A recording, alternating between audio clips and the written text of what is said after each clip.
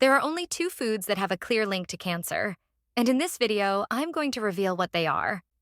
With so much misinformation circulating on the internet about foods that supposedly cause cancer, it's easy to get lost in all the confusing claims. However, the reality is much simpler than many think. There are only two foods that have a direct association with an increased risk of cancer, and I'm going to detail what they are and why. You might be surprised to find out that only these two foods have this significant link. We often see numerous claims on the internet that various foods are carcinogenic, such as milk, sugar, meat, and soy. However, the truth is that only two of these foods have robust scientific evidence confirming this association. Let's start with the first food that is clearly linked to cancer: processed meats. There is a very clear connection between the consumption of processed meats and an increased risk of cancer. The evidence comes from large epidemiological studies that analyze data from vast groups of people. These studies show that the more processed meats you consume, the greater your risk of developing cancers such as breast, colon, pancreas, and lung cancer. Therefore, it's crucial to pay attention to the type of meat you eat, even if it's not necessary to eliminate it completely from your diet. There is a significant difference between consuming cold cuts like sausage, bacon, and ham compared to chicken breast or fish. But what exactly is processed meat? Processed meat is any meat that has been altered through methods like fermentation, curing, or salting, usually with the addition of additives like nitrates. Nitrates, for example, are chemicals frequently used as additives to enhance flavor, color, or preserve the food for a longer time. They are commonly added to processed meats such as hot dogs, sausages, and pepperoni.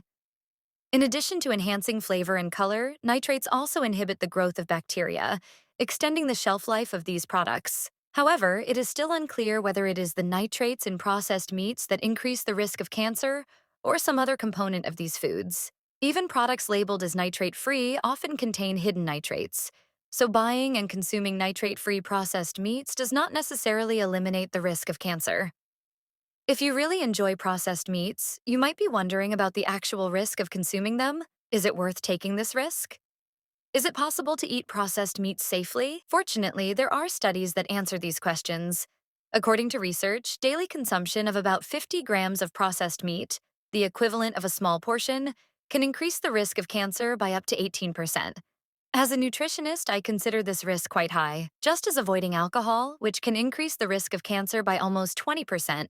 Limiting the consumption of processed meats is an important measure to reduce this risk. You don't need to completely eliminate processed meats from your diet. Sporadic and moderate consumption will not cause a significant increase in cancer risk. Think about all the dietary changes you've already made since you started caring about your health. You've probably already reduced your intake of processed meat and adopted a healthier diet. This alone already makes a big difference in your cancer risk.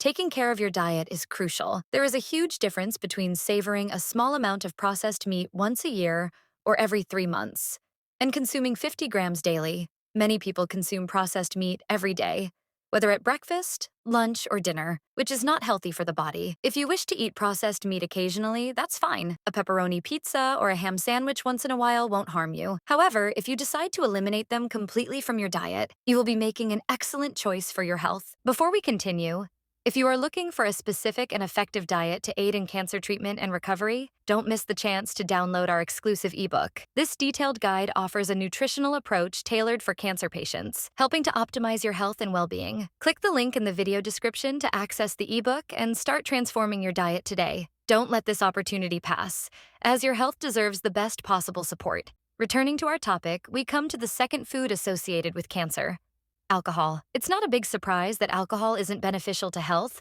but what might surprise you is the fact that it increases the risk of cancer. Alcohol consumption is linked to an increased risk of developing 7 different types of cancer, and this relationship is proportional to the amount consumed. Research shows that drinking about 1 drink per day increases the risk of cancer by approximately 9%. If the consumption is half a drink per day, or about 3 drinks per week, the risk still increases by 4%. In other words, the more you drink, the greater the risk, and the less you drink, the lower the risk. There is no safe amount of alcohol that can be consumed without increasing the risk of cancer. Even red wine, which is often promoted for its antioxidant properties and cardiovascular benefits, does not offer protection against cancer. My recommendation is that you eliminate alcohol from your life. If you argue that you drink little, just to socialize. Understand that any amount of alcohol consumed increases the risk of cancer. The more alcohol you drink, the greater the risk. Of course, this doesn't mean that everyone who drinks alcohol will develop cancer, or that everyone who avoids alcohol will be completely protected. There are many other factors involved in the development of cancer. However, if your goal is to reduce the risk, cutting alcohol is a clear and effective strategy.